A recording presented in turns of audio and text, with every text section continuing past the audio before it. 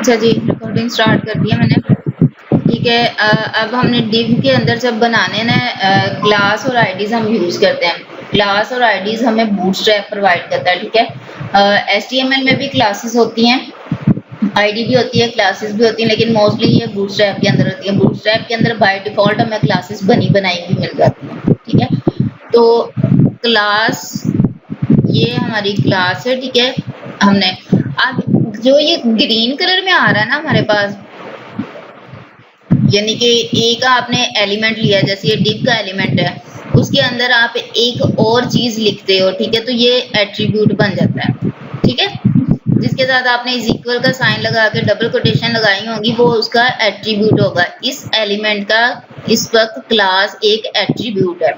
ठीक है, और जो डबल कोटेशन के अंदर हम लिखेंगे ना, वो उस एट्रीब्यूट की वैल्यू होगी। ठीक है, अब हमने क्लास एक तो बन गई। ठीक है, दूसरा हम आईडी भी इधर ही बना सकते हैं। ये देखो, ये दो एट्रीब्यूट्स हो गए हमारे पास, लेकिन अभी हमने सिर्फ क्लास और आईडी को अलग अलग से पढ़ना है। हमने ये देखना है कि ये कहाँ पे कैसे अप्लाई होती हैं। क्लास के अंदर आप क्लास कुछ भी बना सकते हो, जैसे मैंने ये ABC बना दिया। ठीक है, आईडी के अंदर भी आप कुछ भी बना सकते हो। ये चीजें बन गई। ठीक है, अब इन दोनों को हम लोग यूज करते हैं जब हम एक्सटर्नल CSS करते हैं ना, तो वहां पे ये मैं एक आपको दिखाती हूँ। ये देखें, एक्सटर्नल CSS होती है ये, मतलब एक और फाइल आप CSS की बना के उसके अंदर CSS करते हो, अपने उस वेबसाइट को, अपने पेज को मुख्तलिफ डिजाइन देने के लिए, स्टाइल देने के लिए, उसकी फॉर्मेटिंग को चेंज करने के लिए। तो जब हम वहां पे करना चाहते हैं ना, तो फिर हम क्लास और आईडी का यूज करते हैं और फिर इनको कॉल करवाते हैं। ठीक है, इनको कॉल करवाया जाता है यहाँ पे CSS की फाइल के अंदर। क्लास जो है उसको हम डॉट के साथ रिप्रेजेंट करते हैं। ठीक है, यहाँ पे डॉट लगा के फिर आगे जो उसकी क्लास होती है हमने बनाई, जैसे ये हमने ABC बनाया, तो इसको हम यहाँ पे आगे लिखेंगे। ठीक है, और अगर हम आईडी बना रहे हैं तो आईडी को हम हैश के साथ रिप्रेजेंट करते हैं। ठीक है, हैश साइन के साथ हम लगा के, और उसके आगे हमने वही आईडी लिखनी है जो हमने यहाँ पे डबल कोटेशन के अंदर लिखी हुई है। क्लियर हो गया? अच्छा, आईडी जो है वो 2-3 जगह पे यूज होती है। आईडी डाटा टारगेट करने के लिए भी हम लोग यूज करते हैं, आईडी डाटा गेट करने के लिए भी यूज होती है, आईडी जावास्क्रिप्ट में भी यूज होती है। क्लास जो है वो इतनी ज्यादा जगह पे यूज नहीं होती। अच्छा, अब हमने आज पढ़ना है, क्लास पढ़ा। ठीक है, आईडी। अब हमने यहाँ पे आगे काम करना है कंटेनर। कंटेनर हमारे पास दो तरह के होते हैं, एक होता है कंटेनर फ्लोट, ठीक है, और एक सिंपल होता है, वो होता है कंटेनर,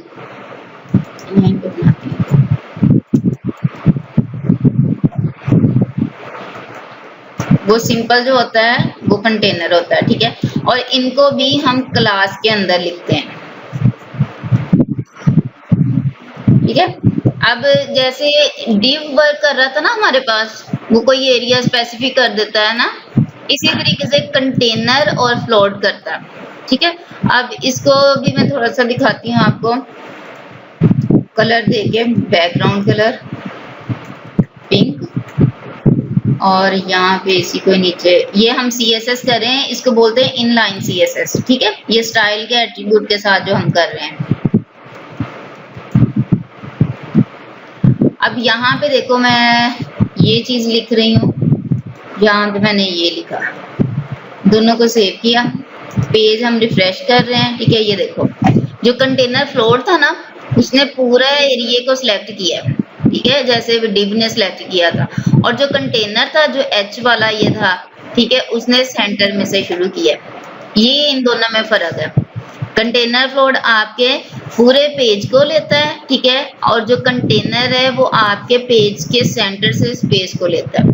ठीक हो गया? इन दोनों में ये फर्क है। अब हमने क्या काम करना है, आगे हमने पढ़ना है लेबल और इनपुट के बारे में बताऊंगी। ठीक है, अभी इतना ही है, आज मैं आपको कॉलम नहीं करवाऊंगी, कॉलम हम कल करेंगे। ठीक है, अच्छा, अब div के अंदर मैं ले रही हूँ एक लेबल का टैग।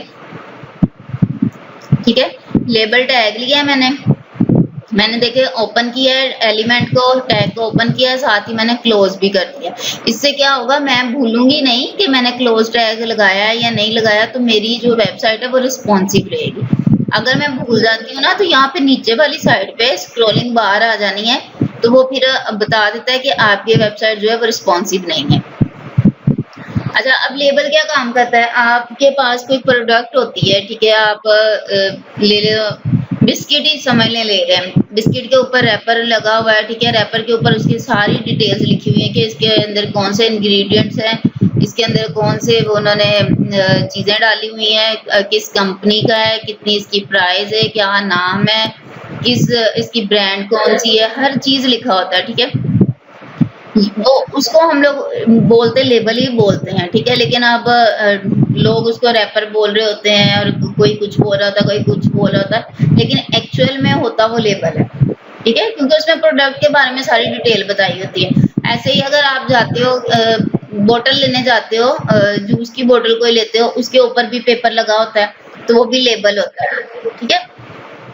अच्छा, अब उस लेबल में जब सारी चीजें बतानी है, अब लेबल नाम से ही पता चल जाता है कि लेबल काम क्या करता है, मतलब वो सारी डिटेल उसके बारे में बता रहा है कि वो क्या चीज है, हम जिसको यूज करना है। यही चीज हम वेब डेवलपमेंट के अंदर करते हैं, ठीक है। हम उसको बताने वाले हैं कि हमें क्या चाहिए लेबल के अंदर। अब जैसे मैं कहती हूँ मेरे पास नेम है, ठीक है, मुझे लेबल के अंदर नेम चाहिए, तो क्या करेगा, मुझे यहाँ पे लेबल में ये देखो नेम डिस्प्ले करवा देता है, ठीक है।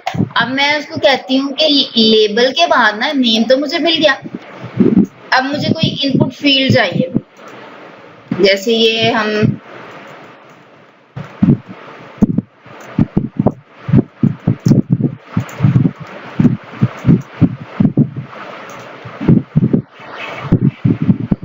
ये देखें, ये वाइट एरिया में हमारे पास आ रही है ना फील्ड्स बनी हुई,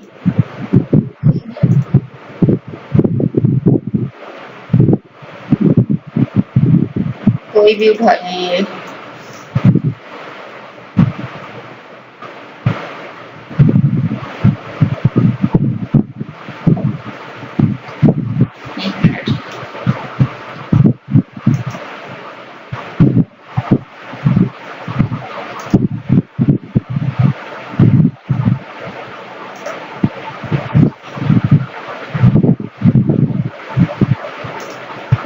ये देखें, ये ग्रे कलर में जो आपको शो हो रही है, उसके अंदर उसने लिखा हुआ है एंटर आईडी, और नीचे वाले में पासवर्ड लिखा हुआ है। ये फील्ड जो है ना, ये हमारी होती है इनपुट, ठीक है। जैसे आप फेसबुक पे लॉगिन करने लगते हो, तो तब भी आपके पास आईडी और पासवर्ड मांगता है, ठीक है, और आप वो खाली वाइट एरिया में उस फील्ड के अंदर आप उसको लिख रहे होते हैं, जैसे ये ईमेल नेम पासवर्ड लिखा हुआ है, तो इस चीज को हम कहते हैं इनपुट फील्ड, ठीक है।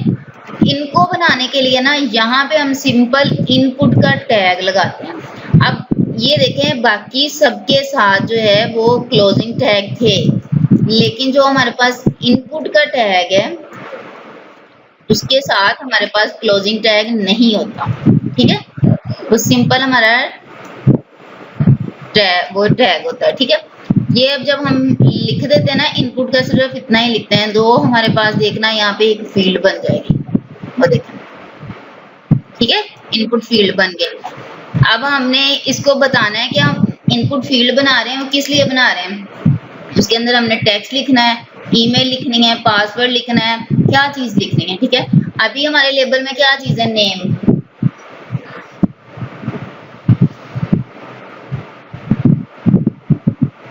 तो नेम में क्या आता है, टेक्स्ट होता है ना, टाइप जो होती है, पासवर्ड तो नहीं ना हम लिख सकते नेम वाले में। तो देखिए, अब जब इनपुट का हमने एलिमेंट लगा लिया ना, तो अब यहाँ पे हमने टाइप का एट्रीब्यूट लेना है, ठीक है। ये जब आप सबलाइन यूज करेंगे ना, जैसे आप लिखते जाएंगे, तो वो देखो साथ साथ ये बता भी रहा है, ये देखो ADDR लिखा आ रहा है, इसका मतलब है कि वो बता रहा है कि हम एट्रीब्यूट यूज करने लगे हैं टाइप का, ठीक है। तो ये हमारे पास एट्रीब्यूट आ गया टाइप का। अब हम इसको बताने वाले हैं कि हमने किस टाइप की जो है वो इनपुट फील्ड लेनी है। हमें चाहिए टेक्स्ट की, हम टेक्स्ट यहाँ पे लिख देते हैं सिंपल। टेक्स्ट की क्यों चाहिए, क्योंकि हम लेबल में नेम उसको बता रहे हैं, हमने नेम के अंदर लिखना है, तो हमने उसको टेक्स्ट की इनपुट दे दी। अब यहाँ पे कुछ भी हम जब लिखते हैं, एंटर करते हैं, तो वो उसको एक्सेप्ट करेगा, ठीक है।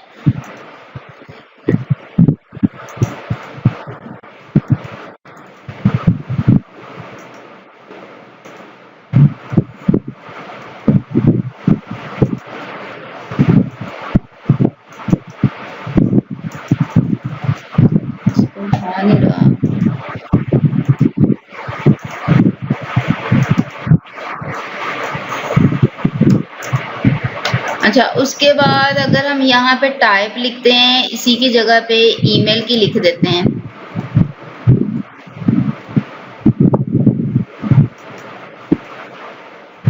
और यहाँ पे हम ऐसे ही लिखते हैं, देखो एंटर करेंगे, वर्क नहीं कर रहा अभी।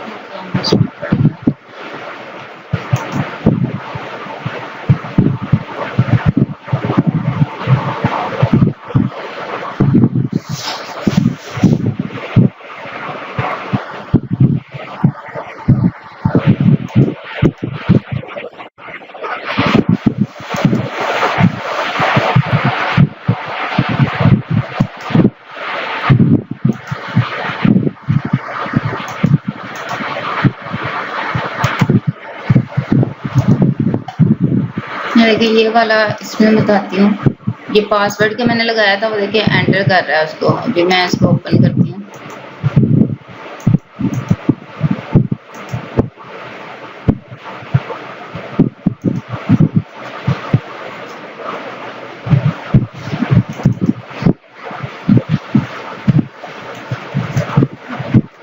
अच्छा, ये हमने टेक्स्ट का भी लगाया है, ठीक है। यहाँ पे मैं टेक्स्ट लिखती हूँ, उसको एंटर करती हूँ तो वो उसको एक्सेप्ट कर रहा है, ठीक है।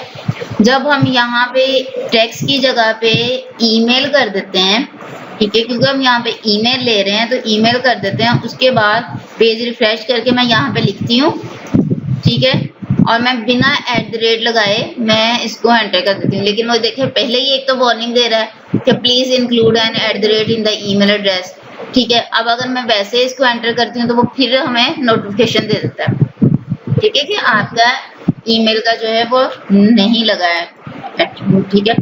अब यहाँ पे कुछ भी लगाओ और इसको एंटर करो तो वो उसको एक्सेप्ट कर रहा है।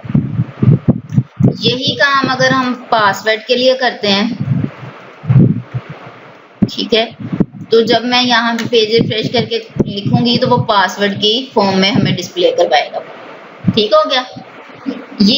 ये चीजें हमारे पास लाजमी होती हैं इनपुट के अंदर, हमने टाइप उसकी लाजमी देनी होती है। ये वहां पे मैंने सेम टू सेम यही लगाया था, बट पता नहीं क्यों वहां पे वर्क नहीं कर रहा।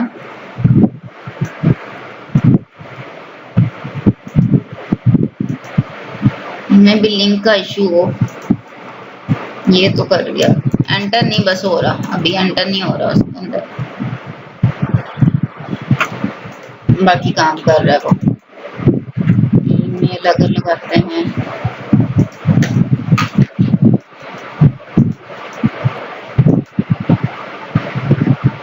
ये देखिए ईमेल करने पर भी वो डिस्प्ले करवा रहा है, लेकिन इसमें एंटर नहीं हो रहा है क्योंकि लिंक्स का भी इशू आ जाता है, उसकी वजह से भी होता है ऐसे, ठीक है। तो ये आपका आज का कोड है, label, input, div, class, ID और कंटेनर फ्लोर, ये आपकी चीजें हैं आज की, ठीक है। बाकी सीएसएस अगर इन पे अप्लाई करके देखने दिए तो स्टाइल का एट्रीब्यूट हम लगाते हैं, ठीक है। इसके साथ भी वैसे ही इक्वल का साइन, डबल कोटेशन, उसके बाद फिर हम कलर की प्रॉपर्टी यूज करते हैं। बैकग्राउंड कलर हम यूज करेंगे, उसकी प्रॉपर्टी है, ठीक है, और पिंक कलर जो है ये उसकी वैल्यू है। आगे ये चीज हम यूज करें, ठीक हो गया। कोई क्वेश्चन है तो पूछ लो इससे रिलेटेड, ना जो समझ आया हो।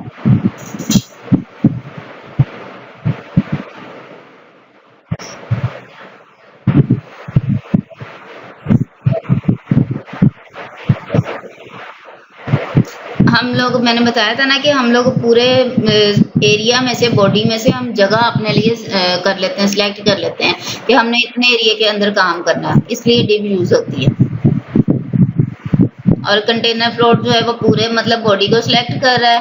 उसके ये लेफ्ट से राइट की तरफ ना, ये देखो ये जहाँ पे नेम लिखा है यहाँ से लेके राइट तक, ये 12 कॉलम्स की हमारे पास बॉडी बनी होती है, ठीक है।